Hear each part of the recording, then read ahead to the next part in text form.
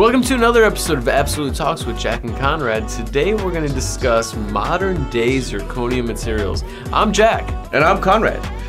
We get so many questions from our clinicians regarding modern day zirconia. Our director of Signature Brass, Jack Morano, has been in product development with multiple manufacturers over the years. And even today, Jack, you continue to work with some of the best in the industry, like Dr. Mark Ludlow from MUSC, arguably one of the biggest digital pioneers in the industry today.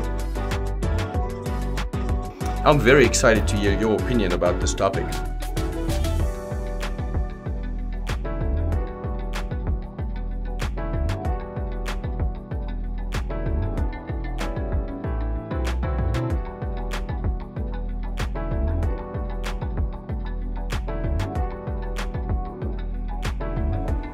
In the past, Absolute processed almost all our anterior cases with materials like layered Emax. Although very aesthetic, unfortunately this process does not support a digital workflow. Right. And layered ceramics is not just expensive, but also a much weaker solution than a monolithic structure. Jack, talk to us about the 21st century zirconia materials. Today, my art team and I process almost all anterior cases from singles to multiple units, even implant cases with monolithic zirconia. Many clinicians understand the value of having the additional strength, but still question me on the aesthetics, especially in the anterior aesthetic zone. So what's the difference between yesterday's zirconia and what we have today as it relates to especially aesthetics? Initially, zirconia was opacious, required labor-intensive layering techniques to create aesthetics. Once a technician layers zirconia, he or she is negating the value of zirconia, which is its monolithic strength. So what's the difference, and why do we no longer need layering to create these beautiful aesthetic results? Absolute's workhorse zirconia is Argent Z STML. This is a 5Y multi-layered zirconia exhibiting 850 megapascals of flexural strength.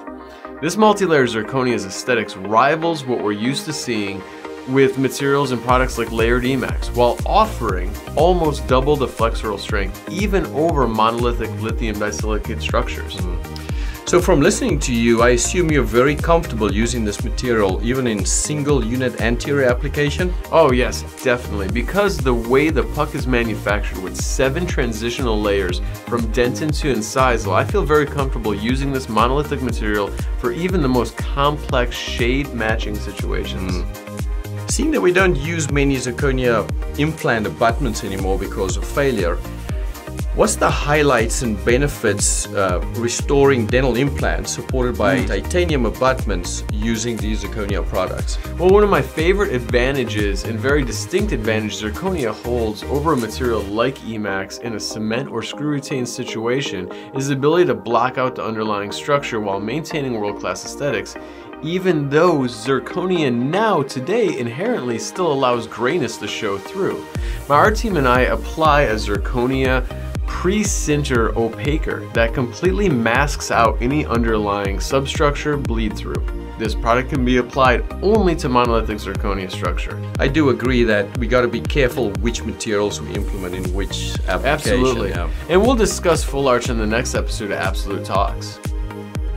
Do you think we have seen all the advancement in zirconia, or is there more to come in this product line? This is just the beginning. I'm currently working with Argan on a very exciting product called Argan HTML. This is a high strength, high translucency, multi-layered zirconia at 1250 megapascals. And that's a straight 4Y zirconia all the way through. It's used in almost every clinical situation possible, so it's a great product. We are excited to process your next case with you. Thanks for joining us on another episode of Absolute Talks. Stay safe and stay healthy, everyone.